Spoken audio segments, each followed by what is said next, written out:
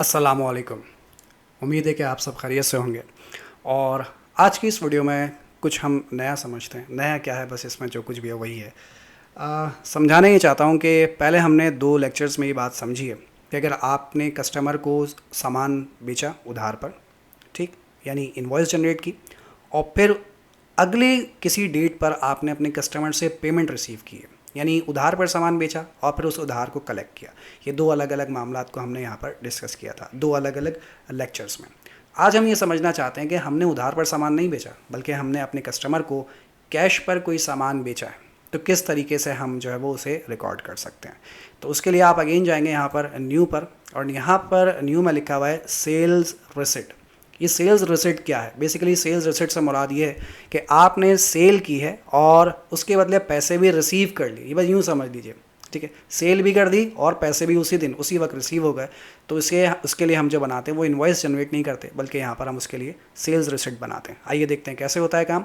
तो मैं sales receipt को सिलेक्ट करता हूँ और थोड़ा सा इंतज़ार करते हैं। अच्छा, सेल्स रिसिट से पहले मैं एक चीज़ यहाँ पर वाजे कर दूँ, मैं इसे बंद कर देता हूँ और अपने कस्टमर्स पर आता हूँ। ये सेल्स है और ये मेरे कस्टमर्स का डाटा यहाँ पर मौजूद है कि क्या किसी कस्टमर पर इस वक्त उधार है या नहीं है। ठीक है, तो किसी कस्टमर पर कोई बैलेंस नहीं है, कोई उधार मौजूद नहीं है, कोई ड्यू बैलेंस यहाँ पे, कोई ड्यू होगा ना तो वो यहाँ पे आपको शो होगा, कोई ड्यू बैलेंस इस वक्त नहीं है। तो मैं यहाँ पे चलता हूँ न्यू में, और न्यू पे आने के बाद मैं यहाँ पे लिखता हूँ सेल्स रिसिट, और सेल्स रिसिट पर जब मैं क्लिक करता हूँ तो मेरे सामने एक विंडो ओपन हो जाती है। यहाँ पर मैं लिखा हुआ है सेल्स रिसिट। कहता है कस्टमर सेलेक्ट कीजिए। फॉर एग्जांपल मैं कहता हूँ उनैब खान, ये मेरे कस्टमर का नाम है। यहाँ पर उसका ईमेल एड्रेस, बिलिंग एड्रेस, सब कुछ ऑटोमेटिकली आ जाएगी।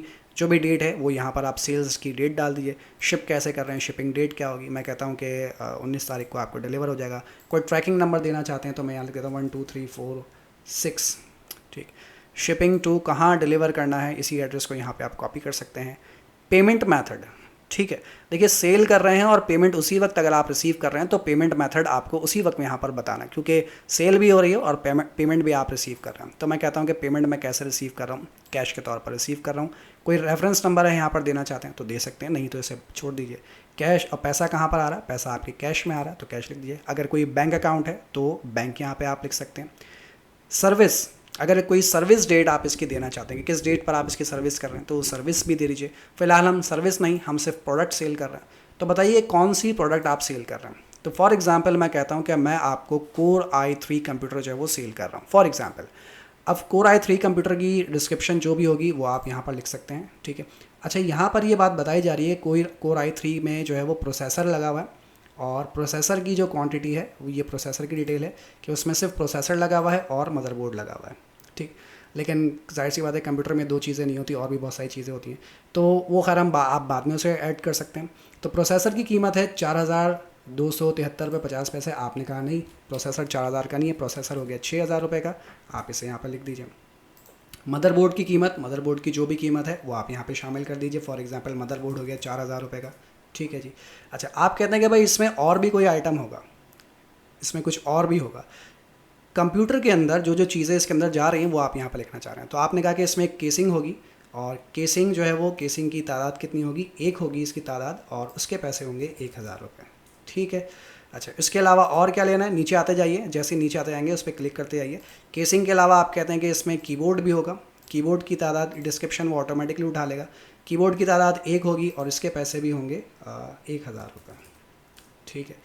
अच्छा, कीबोर्ड के बाद फिर नीचे आ जाइए, यहाँ पे फिर क्लिक कीजिए, और कीबोर्ड के अलावा यहाँ पर मदरबोर्ड, माउस हो गया क्या, माउस नहीं हुआ, माउस की तादाद भी 1 और उसके पैसे भी होंगे 1000 रुपये, ठीक। मेरे ख्याल से इतनी चीज़ें बहुत हैं। तो ये एक कंप्यूटर बनता है आपका, इसकी टोटल कीमत कितनी बन रही है, 13000 रुपये, ठीक है जी। 13000 रुपये का एक कंप्यूटर बनता है। यहाँ पे वो आपको दिखा रहा है कि 13000 रुपये का कंप्यूटर है। डिस्काउंट अगर कोई देना चाहता है तो यहाँ पर आप डिस्काउंट अप्लाई कर सकते हैं। यहाँ पर वो कह रहा है कि आप इस पर सेल्स टैक्स अप्लाई करेंगे 17%, क्योंकि हमने शुरू में ही सेल्स टैक्स को यहाँ पर अप्लाई कर दिया था, शुरू में, बिल्कुल शुरू में। तो टैक्स देने के बाद टोटल अमाउंट बनता है कितना, 15210 रुपये। अब बैलेंस ड्यू कुछ भी नहीं, क्यों, क्योंकि आप पूरा का पूरा अमाउंट अपने कस्टमर से क्या कर रहे हैं, रिसीव कर रहे हैं, ठीक है जी। तो क्योंकि आप यहाँ पर अपने कस्टमर से कैश रिसीव कर रहे हैं, इसीलिए क्योंकि आपने यहाँ पर जो स्लिप सेलेक्ट किए वो इनवॉइस नहीं बल्कि सेल्स रिसिट सेलेक्ट किए। इसका मतलब ये है कि आप कस्टमर को सामान भी बेच रहे हैं और साथ साथ आप अपने कस्टमर से पेमेंट भी रिसीव कर रहे हैं उसी दिन। ठीक। तो पूरी पेमेंट अगर आप रिसीव कर रहे हैं तो उसके लिए जो है वो ये इनवॉइस जो है वो यहाँ पर जनरेट की जाएगी। ये देख लीजिए इसका फॉर्मेट, उम्मीद है कि आपको बात समझ आ जाएगी। अब मैं यहाँ पर इसे सेव एंड सेंड पे क्लिक करूँगा। अगर मैं इसे सेव एंड सेंड पे क्लिक करूँगा तो ये जो इनवॉइस है ये सेव भी हो जाएगी और साथ साथ मेरे कस्टमर के ईमेल एड्रेस पर, जो ईमेल एड्रेस यहाँ पर है उसे ये सेंड भी हो जाएगी। लेकिन मैंने क्योंकि यहाँ पर ईमेल एड्रेस गलत डाला हुआ है तो ये सेंड नहीं हो पाएगी, एरर दे देगा। तो फिलहाल मैं सिर्फ सेव पे क्लिक कर देता हूँ और ये इनवॉइस मेरी जो है वो सेव हो जाएगी। ठीक है जी। इसके बाद इसे मैं यहाँ पे बंद करके आपको दिखाता हूँ। अब जब मैं इसे बंद कर देता हूँ तो आइए ज़रा चेक करते हैं कि अब मेरे किसी कस्टमर पे क्या कोई उधार बाकी है या नहीं। जी नहीं।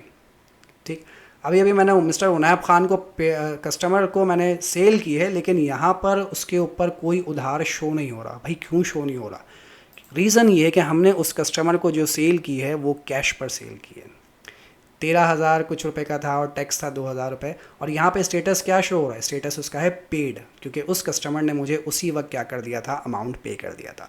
तो सेल्स रिसिप्ट का मतलब क्या होता है? सेल्स रिसिप्ट से मुराद ये है कि आपने कस्टमर को सेल की और कस्टमर ने आपको उसी वक्त अमाउंट भी पे कर दिया। यानी कैश पे अगर सेल करें तो सेल्स रिसिप्ट बनाएंगे। दोबारा दिखाया था, कैश पे सेल करें तो सेल्स रिसिप्ट बनाएंगे, उधार पर सेल करें तो इनवॉइस बनाएंगे, कस्टमर से पेमेंट रिसीव करें तो रिसिप्ट पेमेंट बनाएंगे, और अगर कस्टमर को अगर आप सिर्फ कोटेशन सेंड करें तो एस्टिमेट बनाएंगे। बाकी चीज़ों को इंशाल्लाह हम वक्तन फ़वक्तन डिस्कस करते रहेंगे। उम्मीद है कि यहाँ तक की बातें जो वो आपको समझ में आ गई होंगी, इसमें कोई परेशानी की बात नहीं होगी। बहुत ही आसान सा लेक्चर था। अगली वीडियो में इंशाल्लाह कुछ अगली चीज़ को डिस्कस करेंगे।